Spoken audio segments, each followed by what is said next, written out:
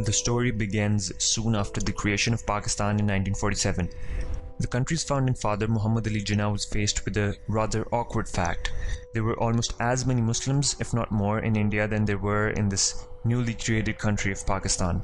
So it is quite obvious that Jinnah was very conscious of this fact when he delivered his famous speech on the 11th of August 1947, clearly stating that religion has nothing to do with the business of the state.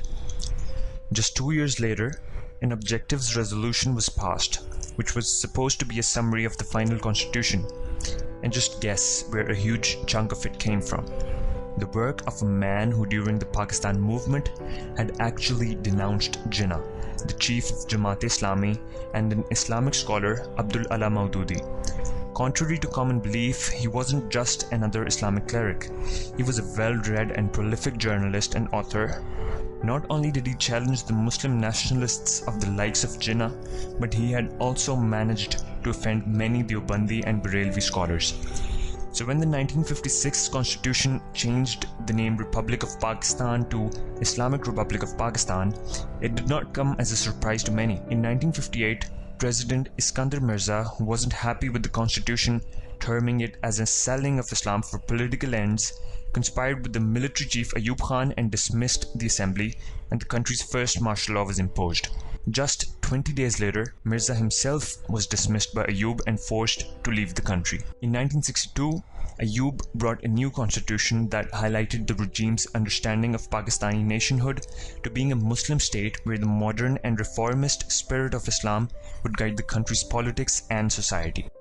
The parties of the left, like the Awami National Party, opposed him on the basis of his policies with a capitalist outlook, and religious parties like Jamaat-e-Islami opposed him for his more liberal policies.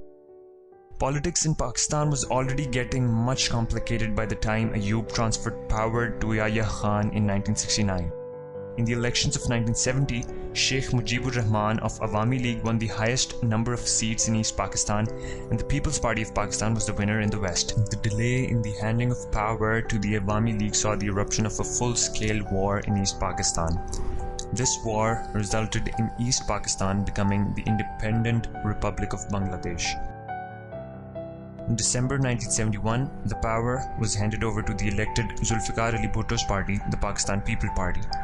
It was in 1972 that Pakistan studies became a compulsory subject in schools. Although the Bhutto regime was populist, socialist, and largely secular, in 1973 it managed to get a consensus from all parties to unveil a new constitution that reintroduced Pakistan as an Islamic republic. In 1976, a 9-party alliance of religious and anti-Bhutto secular parties united under the umbrella of the Pakistan National Alliance, or the PNA. In 1977, the Bhutto regime met the main religious leaders of the PNA belonging to JI, the Jamiat Ulma Islam and the Jamiat Ulma Pakistan, and agreed to make Friday the weekly holiday instead of Sunday. He also agreed to ban the consumption and sale of alcohol and close down all the nightclubs and bars. But this did not save him from receiving another shock. In July 1977, his own general toppled him and then arrested him, which led to a shameful trial of his hanging. Zia almost immediately got down to the business of radically transforming the ideological complexion of Pakistan, starting with the ban of any mention of Jinnah's famous speech of 11th August 1947. Soon, Jinnah's famous motto, Unity, Faith, Discipline, was changed to Faith, Unity, Discipline, placing faith before the others. Religion was the perfect kind of excuse for a dictator to flex his muscles at that time, especially in a country where the upper and middle classes who had traveled to oil-rich Arab countries had confused the power of the petrodollar with the power of the strands of faith. The greatest tragedy of Zia's policies was the birth of a mindset that refused to recognize the multi-ethnic and multi-sectarian makeup of the country, and instead offered a rather complex, stiff, and artificial understanding of the faith. This promoted an inelastic and an entirely narrow-minded strands of faith, pushing them from the fringes of society into the mainstream, and in the process retarding the natural evolution of Pakistan's multicultural character and society. It also offended various Muslim sects and subsects, creating serious sectarian tensions. In 1988, on a clear, bright day, a special VIP C-130 Hercules took off from Bahawalpur airport. 2 minutes later, it dove nose first into the desert, exploding in a ball of fire. In it, along with other top-rated Pakistani officials, was Ziaul Haq. No one survived.